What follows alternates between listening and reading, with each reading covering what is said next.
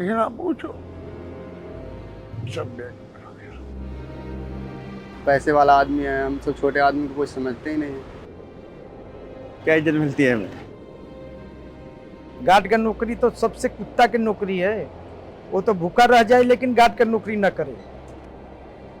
यार तो हम लोगों की मजबूरी है, हम लोग अगर कुछ करेंगे तो वो लोग बड़े लोग हैं, कुछ भी कर सकते हैं।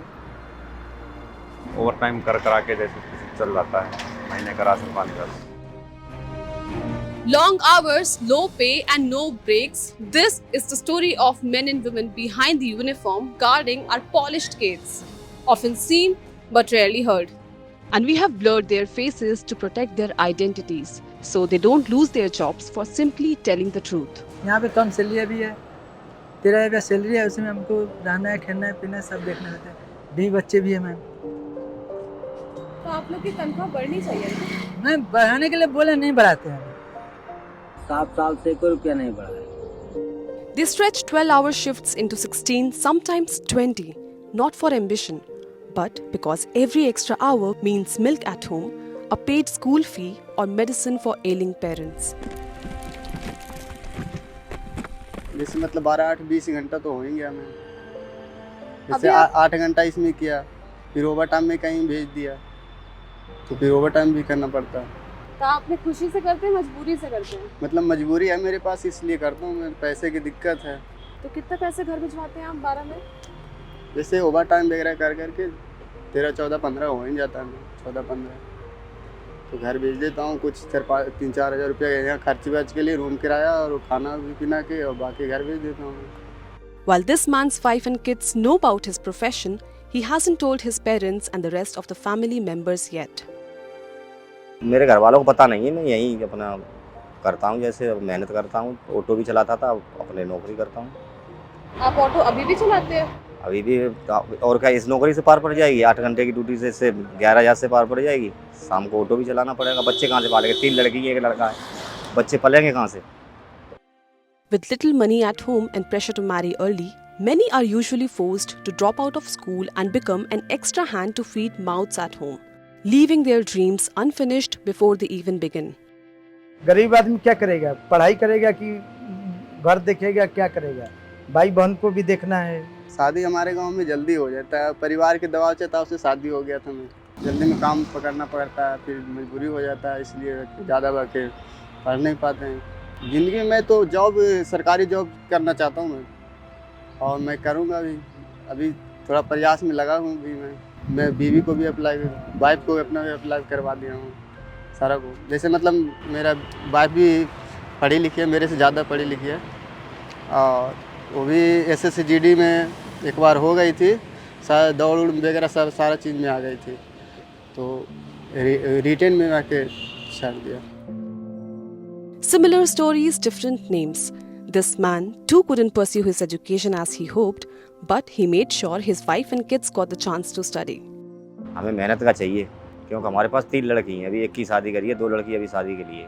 लड़की को पढ़ाना भी अच्छी तरह से है, जब तक पढ़ेंगी जब तक पढ़ाना है, ये प्रतिज्ञा कर रही है कितना। और मैंने अपनी घरवाली को भी पढ़ाया है। मेरी शादी हुई जब मेरी घरवाली 9th में पढ़ती थी, और मैंने पढ़ाई उसकी ख़त्म नहीं करी जब तक उसने मने नहीं करी। आज मैंने नर्स का डिप्लोमा करके और GNM करा के आज अपना क्लिनिक चला रही है। मेरी बेटी तो सोचा है मैम ये कि जो गरीब है उसको भलाई करे, अच्छी है।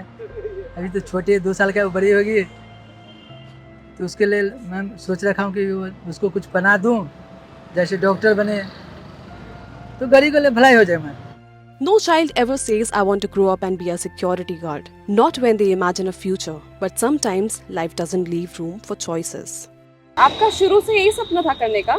नहीं जी, शुरू से हमारा दूसरा सपना था। हमारा तो था खेती बाड़ी करने का, लेकिन कुछ मजबूरियों की वजह से नौकरी करना पड़ा, नहीं तो नौकरी करने का कोई इरादा नहीं था हमारा। तो हमें तो आर्मी में ही जाना था, तो हम तैयारी उसी कर रहे थे लगातार। नहीं हुआ, सिलेक्शन नहीं हो पाया उसमें। बिजनेस करना चाहता था मैं, तो हुआ नहीं, पैसे कुछ कम पड़ गए। गार्ड का नौकरी तो सबसे कुत्ता की नौकरी है। वो तो भूखा रह जाए लेकिन गार्ड का नौकरी ना करे। मैं अब सिखाता हूँ, दूसरे को बताता हूँ मैं से, भाई साहब तुम जवान आदमी हो, पढ़े लिखे हो, तो तुम दूसरा काम देखो कोई। ये गार्ड को नौकरी मत करो, नहीं तो जिंदगी बर्बाद हो जाएगा। जिसकी इनकम कम है उसी को आदमी लो ग्रेड का समझता है, जो कमाने वाला है उसे हाई ग्रेड के समझते हैं। They face insults with silence and mistreatment almost daily, spoken to without kindness. But they have mastered the art of swallowing pride. मार पिटाई तो होता ही है। कितने बार हो गया, एक बार क्या कहे, कितने बार हो गया। पुलिस भी आई, सब कोई आया, अब मारपीट होता है नहीं। अब जब इधर से RW वाले ने मना किया इधर से मत जाना, हम मना करते हैं, कोई मानता नहीं है तो झगड़ा करता ही है वो। एडमिन ने आदेश दिया है कि आई कार्ड के बिना अंदर बाहर कोई नहीं होना चाहिए, तो उनसे बोला जाता है तो वो लोग बोलते हैं कि अंदर रखा हुआ है। तो कुछ और बोलो कि सर ले आओ मुझे देखना है, तो बिगड़ जाते हैं, नाराज़ हो जाते हैं। कभी कभी तो ऐसा हो जाता है गाली गलौज देने लगते हैं, ये सब हो जाता है। गरीब आदमी क्या करे ये बताओ तुम। गरीब आदमी को तो अपना पेट पालना है ना, वो मजबूरी बस करता है, नहीं तो गार्ड का नौकरी करना सबसे बेकार चीज़ है ये। हम लोग थोड़ा सुन के बर्दाश्त करके चलते हैं, बस यही है। At an age when a person deserves rest after a lifetime of hard work, he is still slogging day and night with no end in sight.